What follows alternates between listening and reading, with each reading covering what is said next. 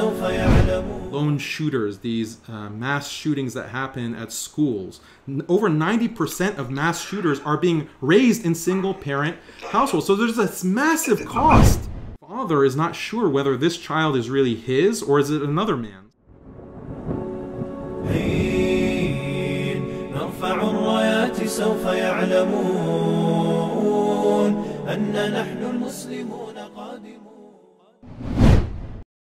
We know, for example, that it is natural for a woman, meanwhile, to want to have sex with different people. That this is something that we have also established in psychology. No, women are hypergamous, right? Women are hypergamous, right? They want to have one partner who is committed, fully committed to them, but they want the best partner possible. So if they are with, true. Yes, this is hypergamy. Again, go to your psychology. Have you heard of the term hypergamy? I am aware, but it is not true that women are naturally desiring to be loyal to this. It is true that both men they're loyal unless they see someone who's better. That's the thing. Like the woman, a hypergamous woman, right? So I concede this. Like hypergamy doesn't mean monogamy. It means like one committed relationship. If you're with the alpha, but if a bigger alpha comes, then the woman is going to be attracted to this other guy, right? And wants to be with him.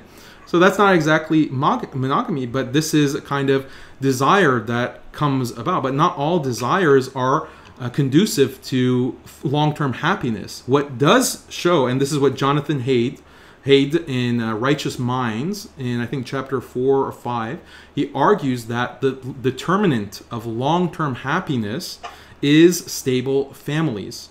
Stable families. And what is more conducive? It's an objective question. What system of life and what values are more conducive to long-term stable families versus not? If you have a system that allows constant fornication, constant cheating, that's less conducive to a stable family than Islam that has punishments and social sanction in general. And strict separation between the genders that reduces the amount of intergender mixing that can lead to cheating. It can lead to dissatisfaction because women, as you said, they're hypergamous. So she's with her husband, but she's hanging out with friends and she notices, oh, there's a Chad. There's this great guy that's not my husband. I wish I was with him. This dissatisfaction is decreasing her overall happiness.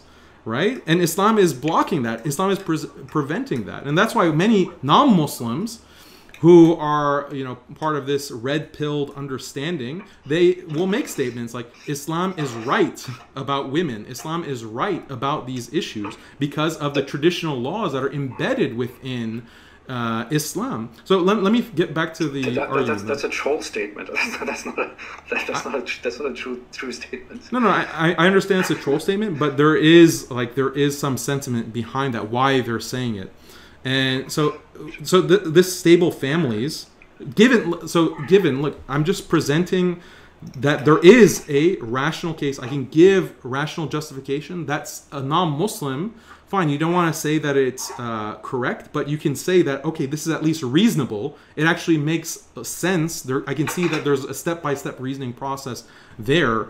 So if families are, let me finish. If families are, stable families are this main determinant of long-term happiness for human beings, and then you have a religion that something like adultery is disastrous. It completely destroys the fabric of society, of Muslim society, because number one, your relationships won't be as strong between husband and wife.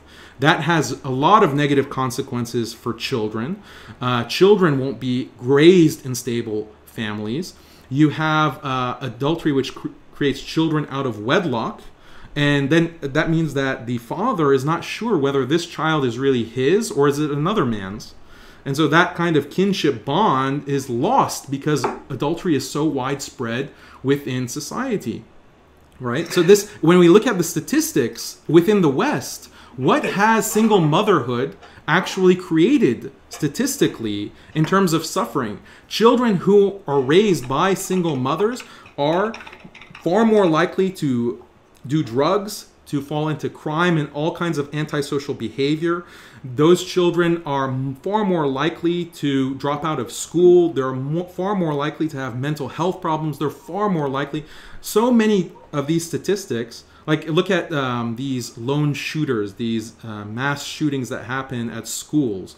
Over 90% of mass shooters are being raised in single-parent households. So there's this massive cost. There's this massive social dysfunction that's created by single motherhood. And Islam is blocking very clearly